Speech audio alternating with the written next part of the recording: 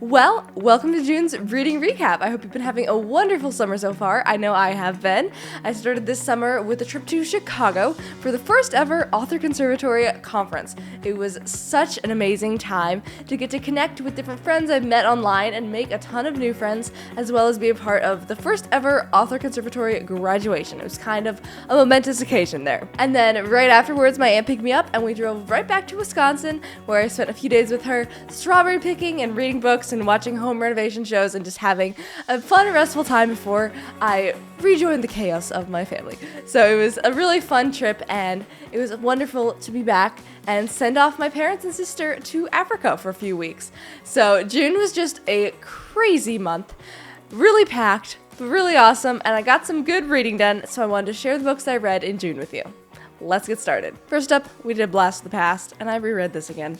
Again, I know, I keep rereading it. It's just a really good book. I read The Hunger Games' first book in March, and then I took a little break because I had other reading to do, and then I just felt like I needed to get back into this. And now I'm feeling like I need to read the last book. So that's probably going to happen pretty soon. But as always, Catching Fire was amazing. I don't know if it's my favorite of the trilogy. It's really hard. They all kind of blend together, and I just like the whole series. But this one is pretty high up there. I really like this book specifically, and I keep rereading these books. It's just a thing. It took me forever to read, though. I read this during the conference time and during the travel, and it just took me ages to finish it because I know the story and I love the characters and I love the story. But when you read it that many times, you don't feel that need to figure out what happens, because I very vividly know what happens in this book. So I just didn't feel that urge to read all the time, and it was fine because I was doing so many other things, like attending an author conservatory conference and graduation and hanging out with my aunt. So reading this was kind of on the back burner, but I obviously enjoyed it because I've read it so many times. So let's see if we can make it the rest of the year without reading that. No, I'm not going to make that bet. Okay, moving on. I feel like I need to preface this next book series with a little bit of a story, so give me a second. At the Author Conservatory, we have different people come in, different experts come in and share their knowledge and their wisdom in a Q&A form. One of those authors was Nova McBee. And I remember when she first came, I just thought her books were really cool. The idea sounded really cool, and I was like, I need to buy these books, but I didn't. Then I found out she was going to be at the conference. So I was like, I just have to buy her books. I really need to read this series. It looks so cool. It looks right up my alley. It's a math prodigy and suspense and just all sorts of threads tying together. There's a little bit of romance, and there's just a ton of stuff that looks totally right up my alley. And I'm like, I just need to buy these books. And she's going to be at the conference. And so the first night, we're all just sitting around a table, and I glance up and look who walks in. It's Nova McBee. So we end up sitting at a table for the first session together, which was really fun. And then we ended up just getting in a long conversation afterwards, and we kept talking. I asked her if she had books that she brought with her, and she said she had just a couple. But she wasn't going to do it today. She was going to do it tomorrow after her session. So I told her that I would be there and I would be buying books from her. So we ended up talking a little bit about writing and film and some of her film in development. She's actually working with Ann Peacock, who's an Emmy Award Winning screenwriter who wrote The Chronicles of Narnia and adapted it to film. And they're working together to create a movie for her book series. So it was really cool to talk through some of those things with her, and we connected really well, and it was fun just to chat. And so then the next day, when she had her session, she was talking about resilience and pitching to agents and not giving up, and it was just a really deep message that was really heartfelt and well-delivered and really applicable for all the Author Conservatory students there who are looking to take their writing to the next level and looking to get published. And it was just an awesome time. So right afterwards, I went up to her and I was like, do you have books? Because I know you said you only have a couple, and I need to get a couple. So I was the first person who bought books from her, and I snagged a whole series, which was awesome because she only had like 3 books of each book in the series, and I got one of each because I was like, once I start this series, I'm gonna have to see it through. And I'm so glad I just went ahead and bought the whole series. So that brings me to the next book I started reading as soon as I finished The Hunger Games. And I was reading this on the flight home from Chicago. Calculated. This book is so good, guys. I am so glad I finally started reading it. I keep doing this thing where I meet the author and then I am sold on the author and I've still not read their book. I don't know, it's a thing now. I need to start reading the books before I meet the authors because it's so good, and I just wish I could have talked to her about it because it's just such a good series.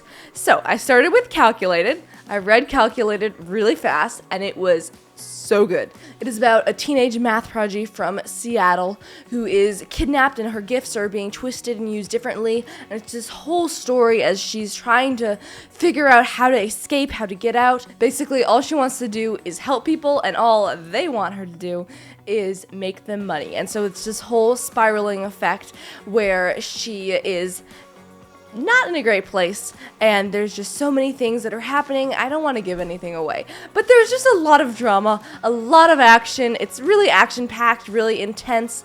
I really wasn't anticipating how deeply entwined human trafficking and abduction were to this story, but she wrote it in such a nuanced way. It kind of reminds me of Mission Impossible meets the Sound of Freedom movie. Overall, it was just super well written, super immersive, and it just drew me in and kept me reading.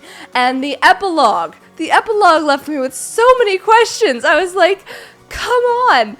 I am so happy I bought the second book, because I don't think I could stand it waiting for the second book with the epilogue just hanging there. It just brought so many things up. Like, she resolved it really well in the ending, and then the epilogue is like, boom, never mind, it's not resolved at all. Enjoy all the questions while you wait for the second book.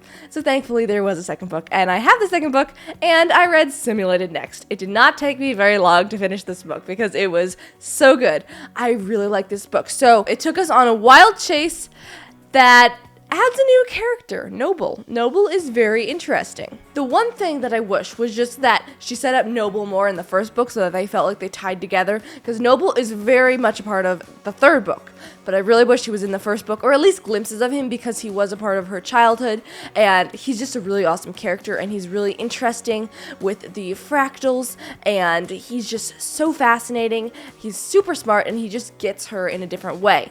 That said, he's very different from Kai, and so this creates just this whole big love triangle and problems. Kai is not very involved in Simulated, but Kai is having his own issues. Let's just say it like that. He's doing his own thing, and it's Joe and Noble, and they are just trying to take down this thing. I don't want to give anything away. That's the problem about doing series, is that I really feel like I can't delve into the actual details of the book, because if you haven't read the first book, it kind of spoils something to know that there is a second book and know that there is stuff happening in the second book, because, yeah.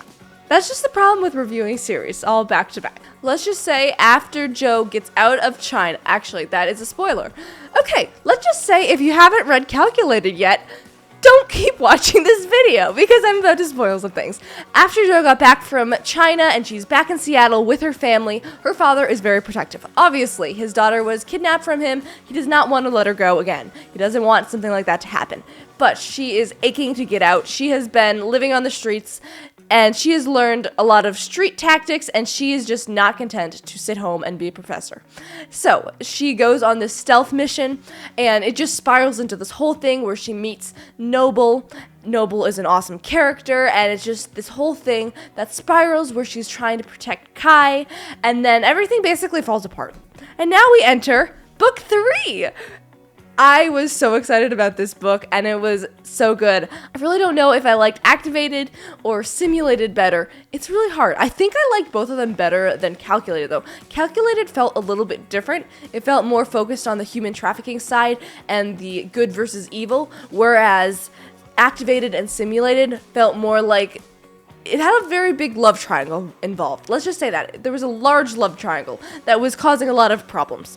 And it was more about missions and stealth organizations. I really, really enjoyed the PSS. They just have such a fun dynamic. The kids all together, where some of them are kind of nerdy, some of them are kind of weird, and just all of them together is super fun as they're trying to solve these operations and kind of save the world through their brains. It's really cool, and it's really fun. Kai does appear in this book. Another major spoiler, if you haven't read these books, sorry. Kai appears in this book, and so does Noble, and there's this whole big drama, and it left me with so many questions because the next book isn't out, and I'm not ready for that. So I got to the end of this book, and I basically just texted Nova, and I was like, okay, I need the next book really bad. You left me with way more questions than answers. We need more information here. I feel like Activated goes really well with the next book, which is Liberated, which has not released yet, which is really unfortunate. So I was like, Nova, if you need a beta reader, if you need an ARC reader, I am here. I will review it. I will do anything. I just need to read the next book. I need to know what happens. And yeah, it's not out yet. unfortunately. That's why I don't read series until they release. It's really sad. So, Activated was super, super good. I really enjoyed reading Activated. And these were the books that I read in June. So it was kind of a wild ride. It definitely was a detour from my usual historical fiction, but it was so fun. I love reading series. It's just so fun to know what book you are needing to read next and not have to do the whole thing where you sit at your bookshelf and just stare at books for a while and wonder which book you should be reading next and then regret the book that you start reading. But you don't want to stop the book because you know it's going to be good, and it's just this whole spiral where I just like reading a series. I haven't read any series in a long time, and this was a really, really good series, a really fun detour from my usual historical fiction. So, those are all the books that I read this June. If you read any awesome books, I would love to hear more about them, so make sure to drop a comment and tell me about the books that you read this June. Thank you so much for watching, and I hope to see you again soon with July's reading recap.